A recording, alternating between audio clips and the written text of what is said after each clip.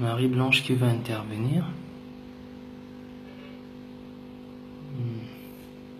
Ok. Bien. Bonsoir à toutes, bonsoir à tous. Voilà. Merci de bien participer, mais surtout de partager. Bonsoir à tout le monde. Voilà. Donc aujourd'hui, pour ce soir, pour ce live, je vais juste faire des rappels. Rappels sur l'actualité gabonaise, rappels sur ce qu'on vit aujourd'hui au Gabon, mais surtout éveiller les gens. Éveiller les gens sur la situation du Gabon qui, à notre humble avis, et par rapport aux données que nous avons, et j'ai envie de dire la situation la plus critique que le Gabon est connue après les événements du 31 août 2016. J'ai envie de dire que peut-être là encore nous est offert sur un plateau l'occasion de faire dégager Ali Bongo déjà pour commencer, et ensuite au système Bongo après. Alors je vais faire juste un petit rappel par rapport à déjà Stéphane a fait un live déjà très explicatif en journée pour vous rappeler un peu tout ça. Alors je vais me répéter et je risquerai de me répéter pendant un moment, hein, refaire passer le message, le même message, parce que nous avons constaté avec nos analyses que c'était là le bon endroit où frapper. Donc pour ceux qui se connectent maintenant, merci de bien vouloir partager. Et voilà. Donc on va revenir un peu tout d'abord sur l'actualité du moment. Donc nous avons suivi les interventions du ministre Patrice, les interventions des représentants de Veolia. Nous avons suivi tous les interventions du moins les sorties des journaux. Nous avons suivi tous les déclarations de certaines personnes qui ont ce dossier en main. Mais surtout, il ne faudrait pas qu'on oublie certains éléments. Il ne faudrait pas qu'on oublie les choses qui se sont produites avant tout ça, dans d'autres secteurs, peut-être pas directement ou intimement liés, mais qui ont un sens. Un sens qui peut nous permettre de nous orienter exactement vers là où ils veulent en venir. Donc, je vais revenir là-dessus d'abord. Premièrement, n'oublions pas que Olam existe au Gabon. Et que le fait qu'Ali Bongo prend les risques en exposant ou encore en déclarant, en montrant publiquement que l'État gabonais n'est pas crédible, c'est parce qu'il reçoit aujourd'hui une assurance que Olam, à travers Olam, lui-même personnellement, à travers Olam, il pourra désormais investir ou être présent sur tous les secteurs d'activité au Gabon. Donc, qu'on ne trouve plus Veolia qui va gérer les installations de la SEG, Ali Bongo a comme espoir que ce soit Olam qui prenne ces installations et puisse les gérer. Aujourd'hui, le secteur de l'agriculture, Ali Bongo n'a pas besoin qu'une entreprise française vienne s'installer parce qu'il compte sur Olam pour justement faire ce travail. Nous avons eu notre première usine de transformation d'hydrocarbures au Gabon. C'est Olam qui dirige cette usine de transformation d'hydrocarbures. Nous avons désormais un port minéralier qui a été réflexionné et dont les effectifs ou encore dont la capacité a augmenté, et ce travail a été fait par Olam. Aujourd'hui, nous soupçonnons Ali Bongo à travers Olam de vouloir récupérer Comilog et Cetrag. Dans le secteur pétrolier, il y a des contrats soudainement qui sortent ou encore qui sont publiés, qui sont connus du grand public comme étant des contrats, des entreprises qui n'étaient pas en règle depuis quasiment 20 ans, 30 ans, alors que nous savions tous qu'il n'y a aucune entreprise au Gabon qui exploite le pétrole sans que l'État gabonais ne soit sûr ou ne soit au courant de cela. Tout ça parce qu'on prépare désormais à Olam à rentrer dans le secteur pétrolier. Nous avons toujours Seka d'Agadis qui est sous le contrôle de la Deltas Énergie. Mais ne vous étonnez pas d'ici là si jamais une autre entreprise de ce même type venait à s'installer et qu'elle soit au contrôle de là. Aujourd'hui, Ali Bongo clairement n'attend plus d'investisseurs étrangers pour le Gabon car Olam est désormais là et Olam va s'investir dans tous les secteurs d'activité au Gabon. Mais tout ça c'est pourquoi en réalité? C'est pour pouvoir mettre la main sur l'économie gabonaise. Ça veut dire que l'économie ne dépendra plus des autres entreprises françaises ou d'autres multinationales qui sont installées au Gabon, mais qui dépendront entièrement d'un nouveau système Delta Synergie bis qu'on veut mettre en place, qu'Ali Bongo veut mettre en place. Et tout ça parce que le nerf de la guerre, c'est l'argent. Mais ce que je voudrais encore rappeler aux gens, pour la situation actuelle du Gabon, il y a une petite différence. Pas différent, le plan d'Ali n'est pas différent, mais les raisons qui font en sorte qu'Ali enclenche son plan de manière prématurée se justifient. Comme l'a dit Stéphane, comme vous l'a expliqué, Ali Bongo a besoin d'argent. Ali Bongo a cruellement besoin d'argent. Les fameux prêts faits auprès de FMI dans lesquels il jubilait, en réalité, lui sont offerts à compte-gouttes et pas assez pour pouvoir non seulement payer les entreprises pour lesquelles ces prêts ont été faits, les raisons pour lesquelles ces prêts ont été faits, mais il ne peut pas mettre la main dessus pour détourner une part qu'il mettra dans sa poche, une part qui servira à payer les entreprises qu'on doit payer, mais surtout une part pour payer les salaires des Gabonais. Parce que le FMI n'a pas accordé ce prêt à Ali Bongo pour payer les salaires des Gabonais. Donc Ali Bongo, par tous les moyens, essaie de trouver de l'argent pour payer les salaires des Gabonais. Pourquoi Ali Bongo cherche-t-il à payer les salaires des Gabonais? Comme vous l'a expliqué Stéphane Zeng dans un de ses lives aujourd'hui, la clé, lorsqu'on parle de dictature, il faut éviter absolument que dans un pays où règne la dictature, il puisse régner ce qu'on appelle la révolution, donc l'insurrection. Ali Bongo, bien que depuis les événements du 31 qui étaient selon lui politiques, et ils ont pu mettre en place des lois ou encore des règles pour que les gens ne puissent plus jamais manifester ou ne puissent plus aller manifester pour des raisons politiques. Mais il sera difficile de mettre en place des règles pour empêcher les gens de revendiquer leurs droits, c'est-à-dire leur salaire.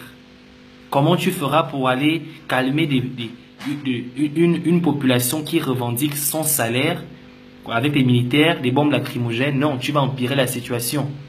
Ça veut dire qu'une revendication de vos salaires est la chose la plus légitime dont aucune loi, aucune règle au monde, Ali ne pourra passer au travers. En d'autres termes, quand on parle ici des revendications de salaire, qui sont les salariés qui vont revendiquer? Il s'agit de la fonction publique. Et dans la fonction publique, on trouve qui? On trouve des enseignants, on trouve des médecins, on trouve des magistrats, on trouve des administratifs, on trouve des soldats, des militaires, des policiers. Alors on fait comment? On paye qui? On ne paye pas qui? Aujourd'hui, le bras de fer face aux hommes de droite, c'est-à-dire que aux magistrats, a fini par tourner en faveur des magistrats. Et ça a empiré. Parce qu'aujourd'hui, les magistrats ne se sont pas contentés juste du départ du ministre en question. Ils ont ajouté encore des éléments dans leur cahier de charge. Plus que tu as pu plier, plus que tu as pu céder à la première pression, ça veut dire que tu peux céder à d'autres pressions. Mais on sait tous qu'Ali Bongo ne pourra pas les satisfaire. Et tant qu'Ali Bongo ne pourra pas les satisfaire, eux, ils continueront à rester en situation de grève. Mais ce qui est très important à rappeler aux uns aux autres, c'est que les secteurs d'activité qui produisent de l'argent, sont pour Ali Bongo des secteurs très importants.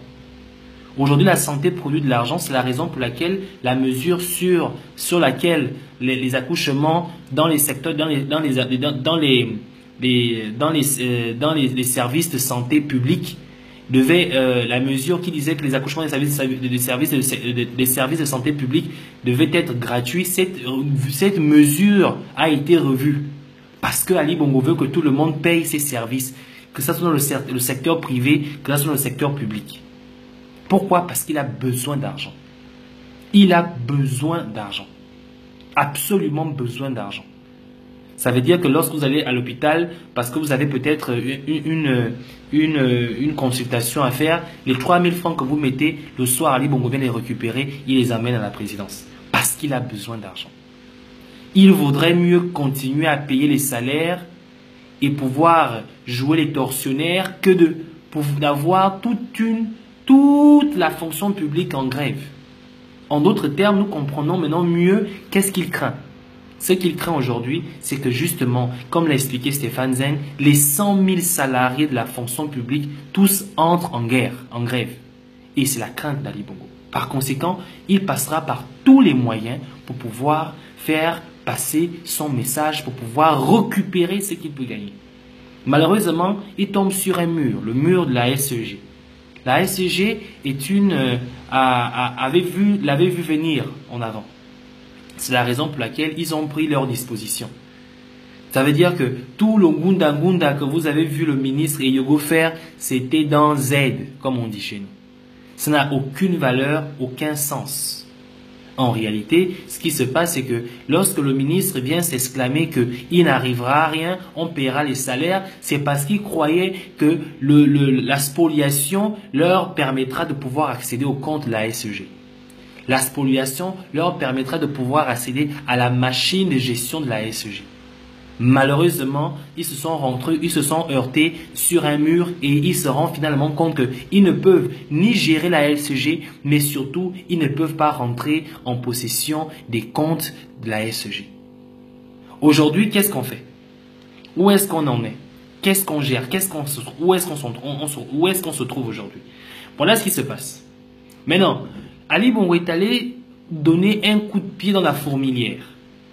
Ça veut dire que par rapport au salaire des fonctionnaires des 100 000 fonctionnaires qui attendent à la fonction publique dans 1 à 2 jours qui doivent percevoir leur salaire, Ali Bongo a ajouté des fonctionnaires supplémentaires, notamment des agents de la SEG, qui aussi attendent leur salaire. Et la Veolia ou encore la SEG ne payera pas les salaires des fonctionnaires qui ne sont pas sous sa gestion, puisque l'État a réquisitionné la SEG. Par conséquent, le personnel de la SEG est désormais sous sa gestion. Alors, qu'est-ce qui va se passer?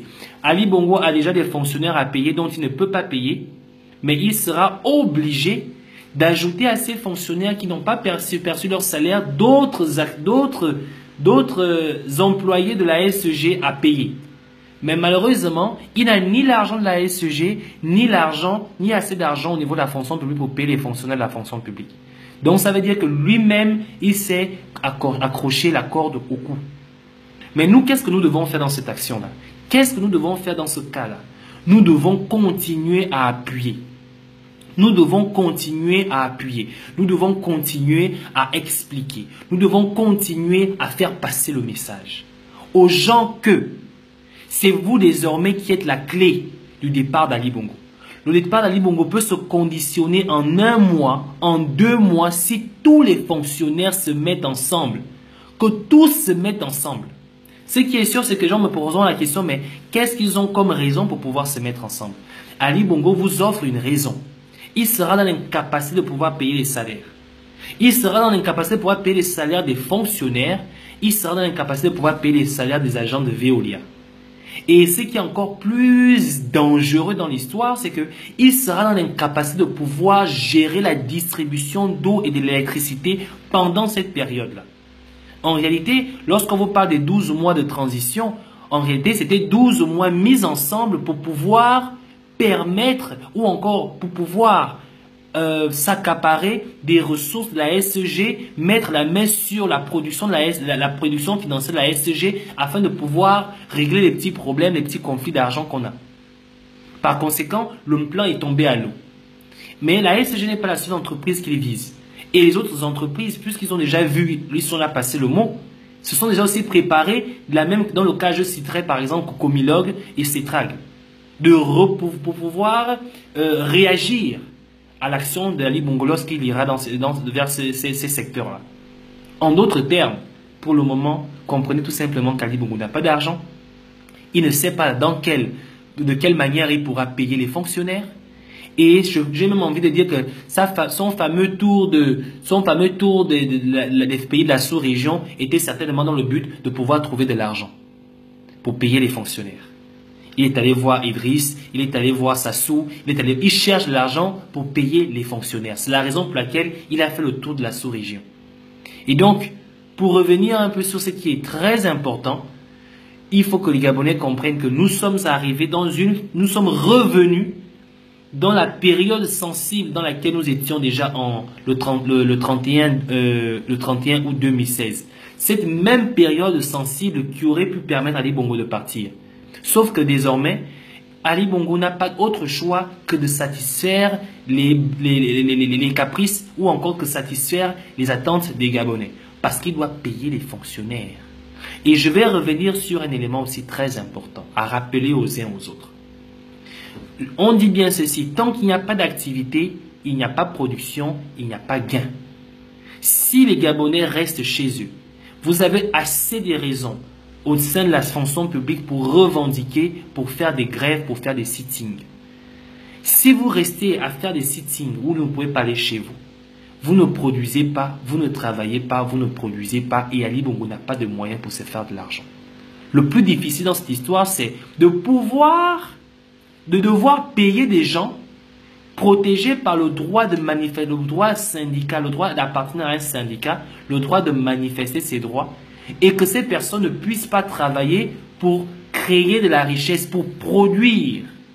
Parce qu'aujourd'hui, si la santé ne travaille pas, si le secteur des hydrocarbures ne travaille pas, si le secteur des magistrats ne travaille pas, si les secteurs qui produisent de l'argent à l'État gabonais ne travaillent pas, Ali Bongo sera obligé de s'endetter. Mais étant donné que nous avons déjà une dette abyssale, même les banques au niveau du Gabon ne peuvent plus donner de l'argent à l'État parce qu'ils n'en ont pas.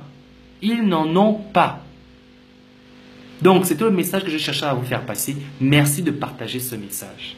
Merci de le partager, mais surtout, restons mobilisés. Nous sommes arrivés de nouveau sur cette même position que nous avions le 31 août dernier. Parce que le mec ne sait plus vers quel sein se vouer. Alors, merci d'avoir suivi la vidéo. Merci de la partager. Bonne soirée. Ciao.